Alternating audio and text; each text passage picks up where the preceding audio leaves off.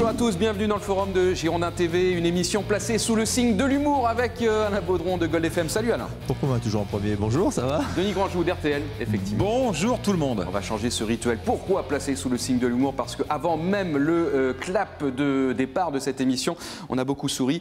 On va garder donc toutes les vannes qu'on a pu se raconter. Enfin, c'est surtout la vanne de distiller tout au long de cette émission pour le plus grand bonheur de toi, public. De quoi allons-nous parler plus sérieusement? Bien évidemment, on va revenir sur ce match nul entre Bordeaux et Lille. C'était vendredi soir. Messieurs, vous étiez au stade. Vos commentaires, votre analyse, c'est rageant, on l'imagine, c'est frustrant, bien évidemment. On va parler aussi du retour de l'Europa League avec ce déplacement demain des Girondins de Bordeaux donc à Funchal. Et puis le dernier match du week-end pour les Girondins de Bordeaux, ça sera ce déplacement à Bastia. Tout d'abord, Bordeaux-Lille.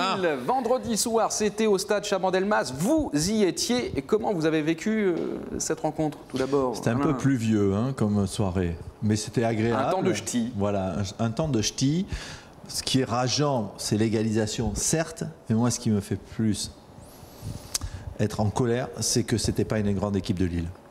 Et que cette équipe lilloise, qu'on annonce comme soi-disant la seule équipe capable de damer le pion au PSG, elle était archi prenable. C'est ça qui est rageant. Alors, bon, on peut prendre des buts, et on sait qu'on peut prendre des buts dans les arrêts de jeu.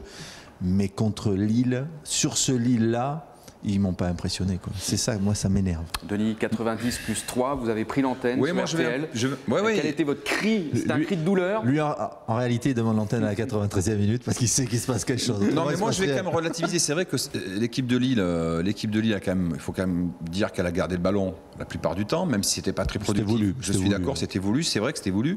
Il y a quand même eu 3 énormes arrêts de Cédric Carasso, il ne faut pas l'oublier. Il a sorti quand même des arrets monstrueux. Mais moi, j'oublie pas le poteau de Gouffran. Il y a eu le poteau de Gouffran. La parade de Après, je suis d'accord avec toi. Lille n'est pas la grande équipe qu'on a pu connaître, où ça joue vraiment bien, où c'est efficace. Non, mais c'est vrai. Le Barça du Nord. Pour votre collègue. Et effectivement, ils étaient prenables. Il y a eu des occasions bordelaises. Et à la fin, il y a cette frustration.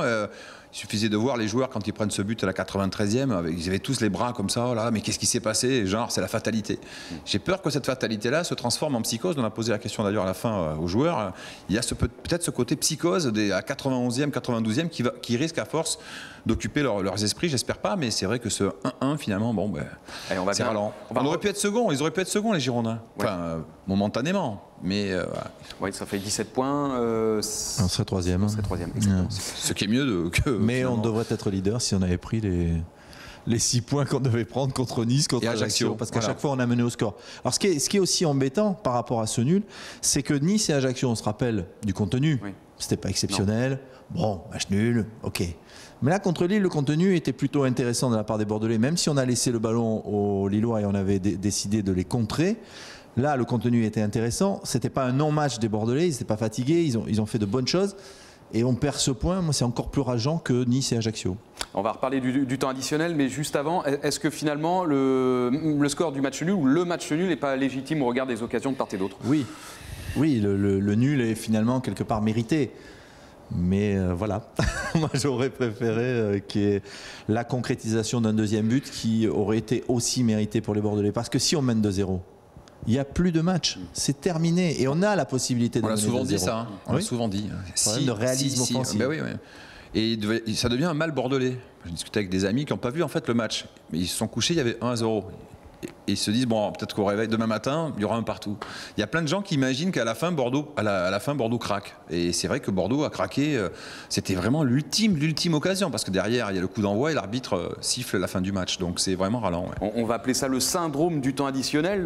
Oui, on l'a souvent dit en plus. Le syndrome du temps additionnel, est-ce qu'il a pour vous souvent dit. Et le syndrome à Chaban. Parce que le temps additionnel chez les autres équipes, vous l'avez pas. On n'a pas pris de but dans les arrêts de jeu chez les autres équipes et on n'en prend quasiment pas à l'extérieur. Et là, sous prétexte qu'on est à domicile, qu'on mène 1-0, on doit gérer? Non, il faut arrêter de gérer. Il faut continuer à avancer. On recule. Les 10 dernières minutes, on a reculé. Et on le sentait moins venir que contre Nice et Ajaccio qu'on allait prendre ce but. Mais on voyait cette équipe bordelaise petit à petit être quasiment tous à hauteur de Carasso. C'est là où ça va pas. C'est là où il manque quelqu'un ou des joueurs capables de dire allez, hop, on remonte, on reprend la possession de balle, on la garde. Éventuellement, on balance sur un côté pour aller le plus loin possible sur le poteau de corner. Chose qu'on n'arrive pas à faire. Il manque Enrique.